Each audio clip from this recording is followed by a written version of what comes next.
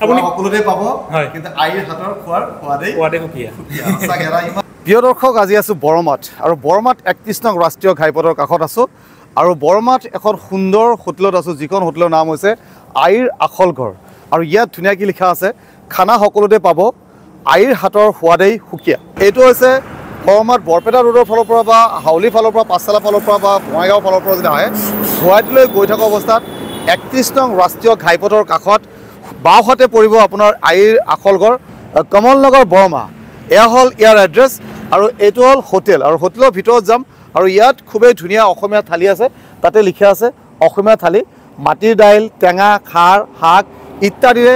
অসমীয়া থালি ইয়াত পোৱা যায় ভেজ নন ভেজৰ সৈতে থালি দিয়ে বলক ভিতৰলৈ যাওঁ ভিতৰত গৈ হোটেলৰ সামগ্ৰিক পৰিৱেশটো দেখুৱাওঁ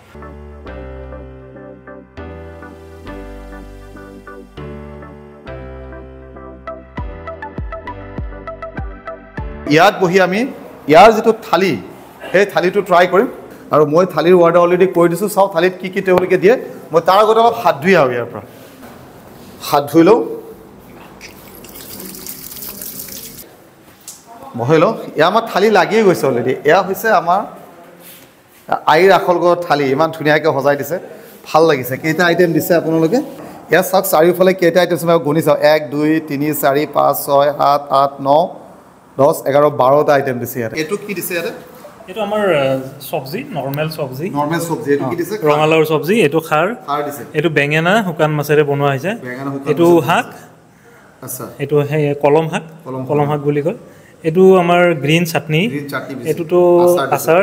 এইটো তিলৰ চাটনি এইটো এটা নৰ্মেল জলকীয়া চাটনি আৰু এইটো আলু ভাজি আৰু এইটো মাটি মাহৰ দাইল আৰু এইটো আমাৰ এই মচুৰ দালি পিয়াজ জলকীয়া সালাডৰ পেকেট নৰ্মেল থাকে থ্যাংক ইউ এইটো থালিৰ দাম কিমান লয় আপোনালোকে এইটো মাত্ৰ 90 টকা মাত্ৰ 90 টকা সঁচাকৈ আপুনি সকলোতে পাব কিন্তু আইৰ হাতৰ খোৱাৰ সোৱাদে সুকীয়া সঁচাকৈ এটা ইমান আপুনি খাই চাওক ট্ৰাই কৰক যিটো টেগলাইনৰ কাৰণে মাৰিছোঁ লগতে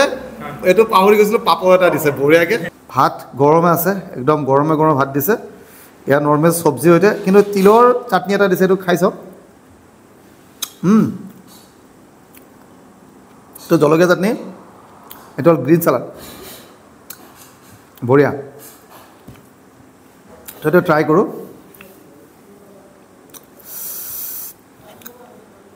প্ৰথমে এইটো দালি বুটৰ দালি আৰু মগু দালি মিক্স কৰি দিছে এইটোৰ সৈতে নেমুৰ সৈতে মই গুৱাহাটীত অহা যোৱা কৰোঁতে বা বিভিন্ন ঠাইত কামত অহা যোৱা কৰোঁতে বা ব্লগিঙৰ কাৰণে বিভিন্ন ঠাইত যেতিয়া যাওঁ এইখন হোটেললৈ মোক সদায় চকু এটা পৰে বৰমা পোৱাৰ আগত পৰে সন্মুখত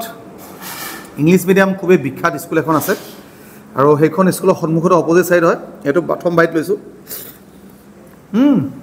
আল্টিমেট আৰু যেতিয়া ইয়াত এনেকৈ যাওঁ নহয় সেই আইৰ আখল ঘৰ বুলি দেখাৰ লগে লগে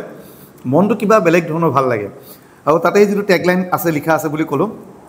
সেই টেগলাইন দেখাৰ লগে লগে আৰু বেছি ভাল লাগে গতিকে আজি সোমাই আহিলোঁ অলপ চাটনিৰ সৈতে তিনিওটা চাটনি মিক্স কৰিছোঁ বেঙেনা ভাজিছে এইটো শুকান মাছৰ সৈতে বেঙেনা ভাজিছে এইটো অলপ ট্ৰাই কৰি চাওঁ দে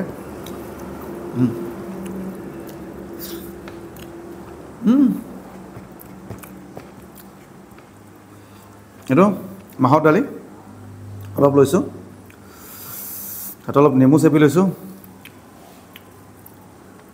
আৰু শাক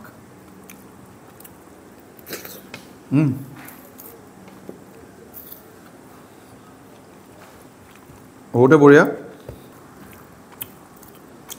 গৰম ভাত বঢ়িয়া চাউল উহা চাউলৰ ভাত দিছে আৰু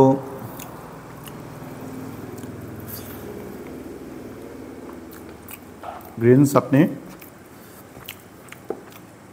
এইটো তিয়হ